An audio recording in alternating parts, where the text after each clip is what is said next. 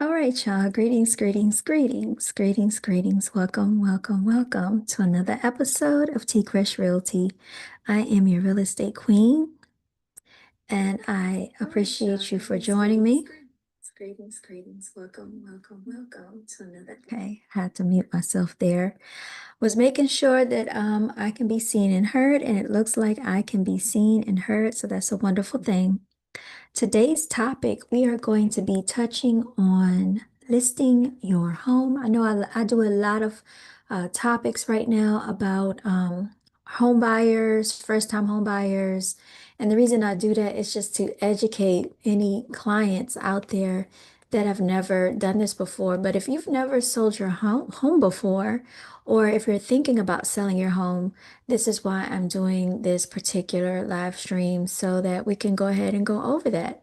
So I can't find myself showing up on the screen, but I will just keep going, y'all.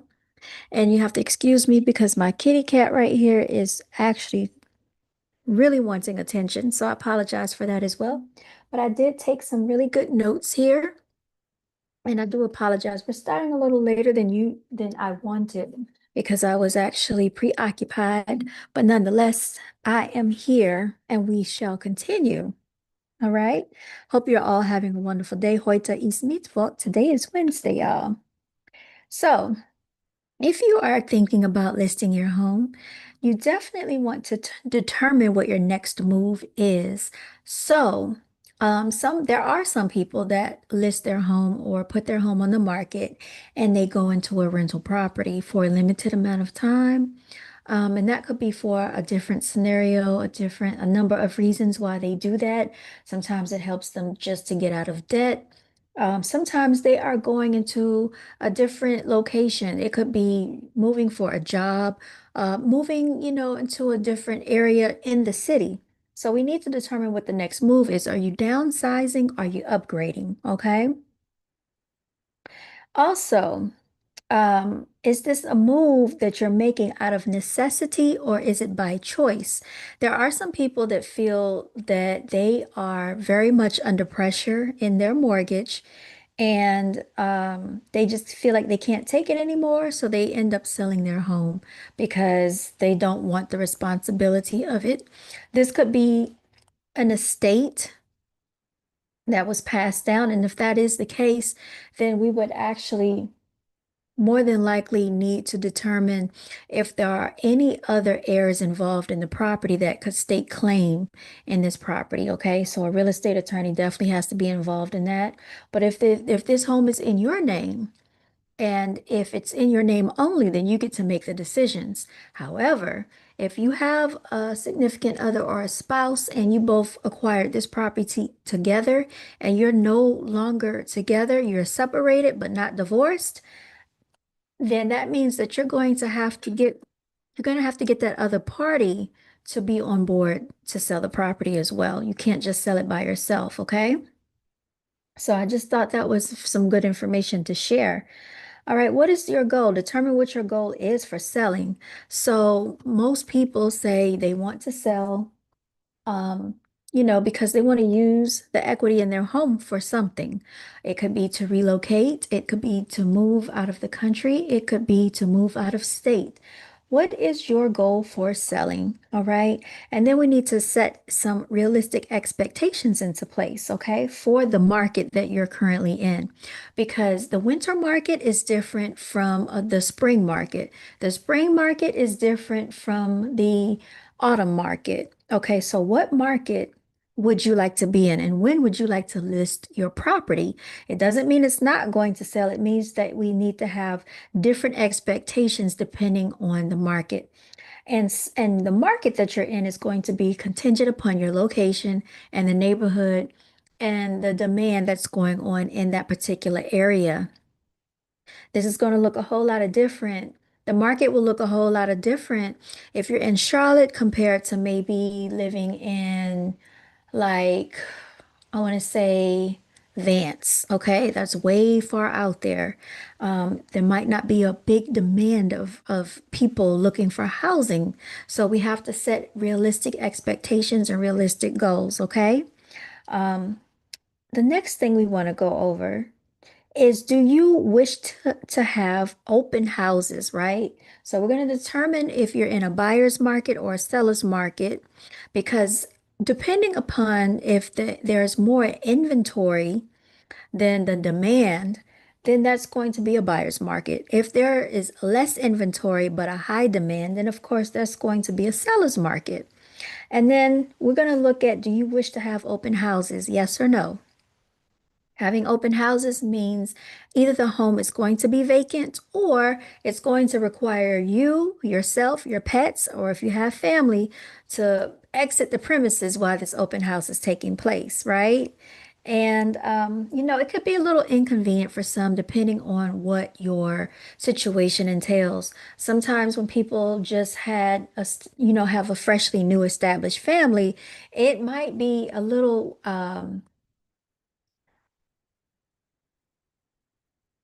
disadvantageous to keep having to leave the house whenever there's a showing. So, do you want to have open houses? An open house is different from a showing because you could actually have it where you only accept showings after 5 p.m. or you only accept showings at a certain time or on certain days. But the more flexible you are, the greater that you're going to expand your chances of allowing people to come see the property to make an offer on your home. All right, so do you know how much you owe on your home? Usually you do if you pay the mortgage. Or do you owe anything at all? Is this completely paid off, or was this just a house that was passed on to you? So those are going to be questions that you're going to need to answer for your realtor so that we could strategically devise a plan for you, a plan of action to get your home strategically marketed. Your house, you have to take into account that your house is no longer your home. Okay, it's no longer yours once it goes on the market. And what I mean by that is I know that you technically still own it. However, because you are actually opening up your home to the public, they're able to access it, they're able to come and view it. So you're basically sharing your home with the public, right? Because you have something for sale. And when you have something for sale, newsflash, whenever there's something for sale and it's open to the public, people want to come take a look at it, okay? All right. I also wanted to throw into what do you plan on doing home repairs? Because there are some people that could be financially taxed and say, hey, I don't want to put any more money in this house. I don't want to put any money in this home. I want to sell as is. If that is the case and you don't want to do repairs, then we can state that in the listing. And also, um, you can offer concessions to the buyer if that is what you wish to do. You want to offer concessions in the listing, or as a negotiation tool, we can do that as well. So if you choose to make repairs, there are ways that we can go about that where you don't have to come out of pocket right away because they can get a little costly. All right. So more than likely, you know what needs to be addressed with your home. Does it need paint? Does it need carpet? Does it need flooring? How do the walls look? How does the ceiling look? What does the outside curb appeal look like? We want to make sure that you have nice curb appeal to attract and draw an audience, a clientele of people to come and take a look at your home. So we want to make sure the yard looks nice, the grass is cut, everything is nice and neat, freshly groomed, well manicured yard, okay? If you have a fence, is it stained? What does the deck look like? Does the wood look dry rotted? These are things that we want to look at.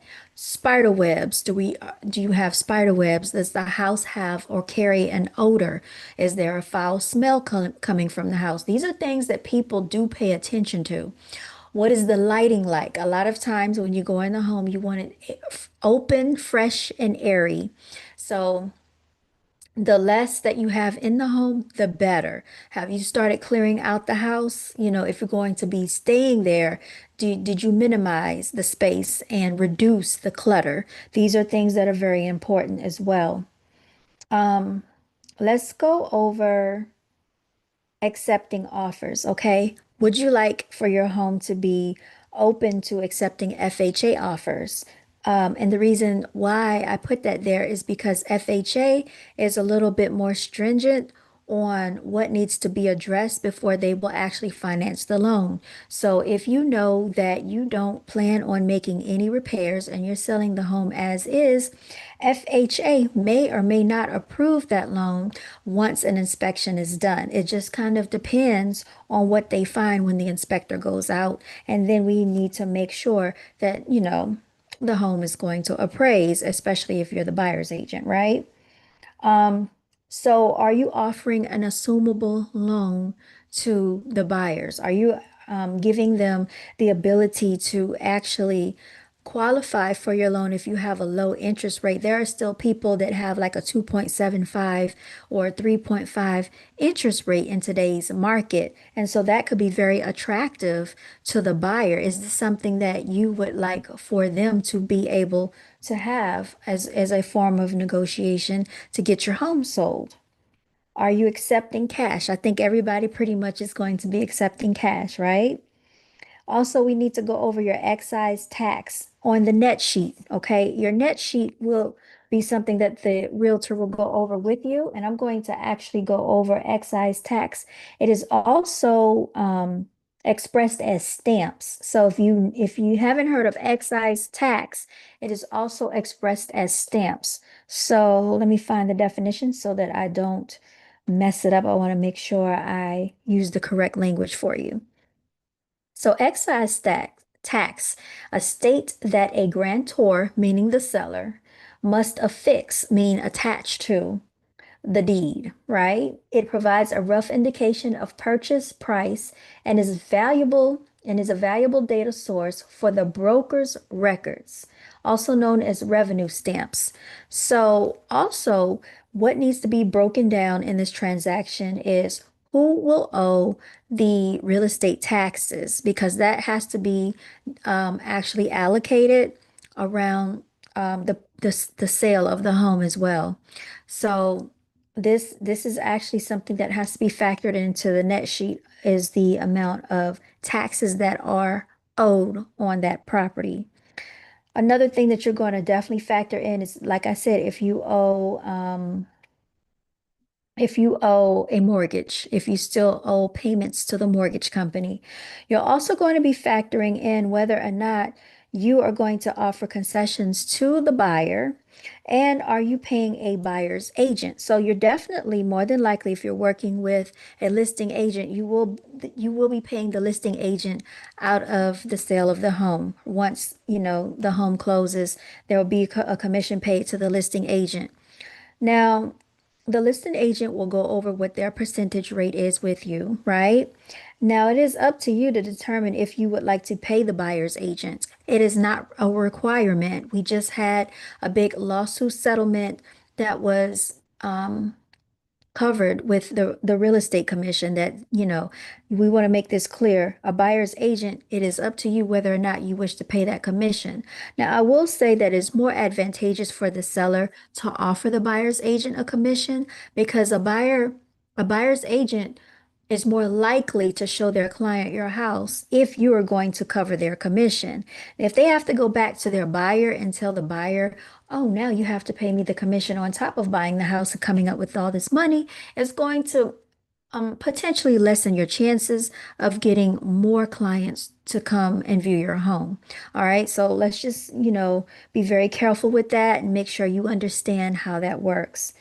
Also, when you do list your home with a realtor, your home will be featured in the multiple listing service, which is the MLS.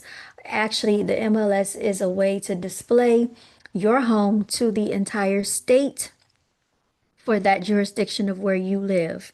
So no one is off limits to viewing your home when it's placed in the MLS, especially if they have a licensed realtor that is representing them. That means that the people that are being able to view and see your home on these different platforms such as Redfin, Zillow, homepads.com, Redfin, Realtors.com. All of these things pull from the multiple listing service, which is called the MLS. This is something that we pay to have access to as realtors. So you know that if you have your home listed here, your house is being displayed in front of a bunch of realtors that have clients that are in the market to buy, and they may be looking for your particular home, the home that's in their price point. I also want to point out that while your home is being listed, you may want to actually make sure you have pest control services regularly coming to your home, because I have done open houses where there were listings and I did see an insect problem, whether it was ants that was climbing on the countertops in the kitchen. But we don't want anything to negate or dissuade a home buyer from wanting to place an offer.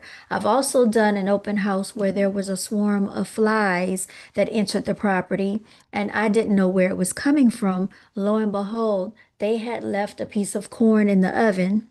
And, just things like that. We want to make sure that we tend to all of that. So the thing about it is having your home displayed in the best, most advantage way possible for any potential clients, because you want to make sure you receive top dollar for your home. So that means treating the home like it's top dollar, even if you're, about to get rid of it, right? And you want to make sure that your buyer goes into the process feeling very comfortable with the purchase of their sale. You can also offer a home warranty to the buyer. It is up to you for up to 1 year, just to, make a sweet deal come into play. Um, we also just want to address anything that is easily fixable in the home, such as light bulbs, making sure the lighting looks good, no stains if you do have carpet, no stains on the carpet, just touch up things like that.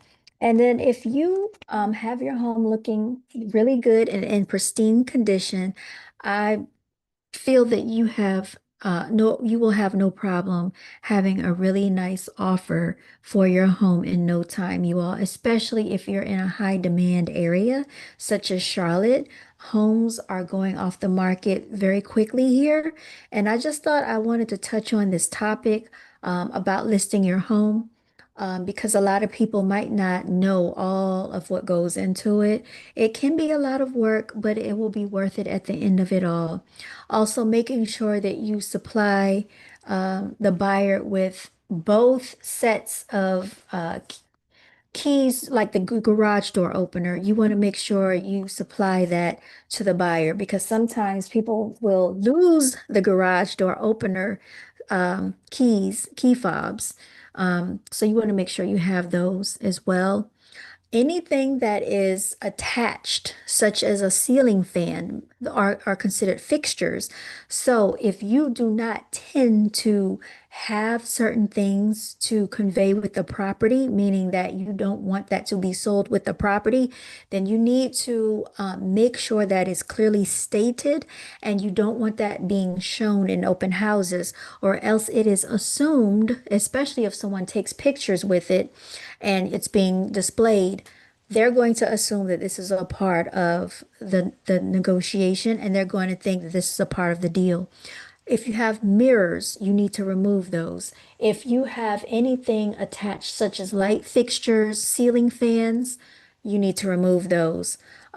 Plants, things like that, those things you can dig up and you can take them with you. But just be very careful about that. A washer, a dryer, appliances, we need to make sure those things are clearly stated if they're going to convey. And if not, then you may want to remove those things, or make sure that before the home is purchased and before the closing of this property, that you put in a like kind quality of what that purchaser saw, because they are definitely going to assume that this is coming with the property. There was something else that I was going to go over, the RPODs, okay? The residential property owner's disclosure statement is something else that you'll need to fill out. And basically, it's asking you if you remember, or if you know the year that the home was built, if you know what type of material the home is made of, is it brick, is it vinyl? Also, the year of the HVAC. Did you have the roof updated anytime soon, or is this the original roofing? So all of these things are questions that you will have to answer. Your realtor technically cannot fill this form out for you, but they can go over it with you and help you if you don't understand the questions that it is asking. You'll also be looking at what's called a MOGS statement, and your realtor will go over that with you as well. So there are different forms and different scenarios that need to take place in order to sell your home. And then it comes down to the offers. So looking at offers is something that your realtor will go over with you. Of course, a lot of people do look at a very strong offer. It's not always about money. There are some people that look at the flexibility of the buyer because maybe they are not ready to move out right away and their next home is going to be contingent on the sale of the current property. So if the buyer is willing to do a lease back with you, then that might be the more advantageous offer for you. So I hope that makes sense. So your realtor will actually talk it over with you so you can strategize to which offer you feel is the best fit for you in your scenario. And then once you accept the offer, you will go under contract, okay? This is called the due diligence period, and you should be receiving a due diligence check from the buyer if, everything goes smoothly. So that check is written out to you, which is to the seller, to take your home off of the market while the buyer does their due diligence to get the inspections done. So they will do a home inspection. More than likely, they will have an appraisal done and they will do potentially, a termite inspection and all the things that they need to do. So during this time, your agent will be working with the buyer's agent to navigate times that will work that they can get these inspections done. Okay. So it can be a little cumbersome to have people coming in and out of your home, but more than likely it's going to all be okay and you're going to get through it very smoothly and it's going to go in your favor and in everybody's favor so that you can actually sell your home and make it to the closing table. Um, yeah, so that's pretty much a broad outline of what it is and what it entails to list your home and put your home on the market. I forgot to go over this as well. Your agent or your realtor will do what's called a comparable market analysis on your home for that neighborhood. So looking at the homes in your neighborhood and comparing all of the homes that are more similar to your home to actually set a price that makes sense for the market. You don't want to overprice your home, but you don't want to lowball your house, if that makes sense. You want to be somewhere right in the middle because if you overprice your home, what happens is your home will sit because trust and believe, if your realtor has already done a CMA for you, a comparable market analysis, the buyer's agent is going to do the exact same thing for their client. And they're going to say, if your home is overpriced, they're going to say, you know what? It's my opinion that this home may be overpriced. And then they're going to compare that home to other houses around it that have sold within the last maybe 30 to 90 days. Well, why are they selling their house for $25,000 more? What, makes their house so special, especially in a very highly competitive market? This can have your house to sit a little bit longer than you'd like. And what happens at that point is you may likely have to start slashing the price and coming down off the price point of the asking price, okay? So in order to avoid that, you want to basically strategize your home with a price that's very feasible and something that, makes sense for all parties involved. There are people that don't like to listen to the agent and they like to list their home at the price that they feel that they deserve to list it at because they listen to neighbors or they listen to outside people that are not in real estate and they're not actively practicing. And they could be listening to someone that sold their home in a different market at a different time. And so we have to take these things into consideration because the market changes every, I want to say, 60 to 90 days. All right. It does not stay the same. So you all, I hope that helps you.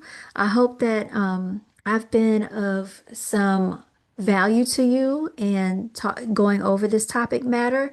If you have any questions about listing your home, if you like a market analysis, if you would like any information on the neighborhood, on the area, please feel free to reach out to me. That is 980-428-2333, your real estate queen. This is Tanita Gresham. I am going to sign out. I just want to say continue to be the CEO of your financial future. What is that? Creating economic ownership by owning real estate and owning businesses, you all. That is it. Thank you so much for listening. Thank you so much for watching. Also, please feel free to follow me on Instagram, that is T Gresh Realty, on TikTok, that is T Gresh Realty. I'm also on Facebook at Tanita.Gresham, okay? All right, you all, I am signing out. Thank you so much for your time and your attention. You all take care.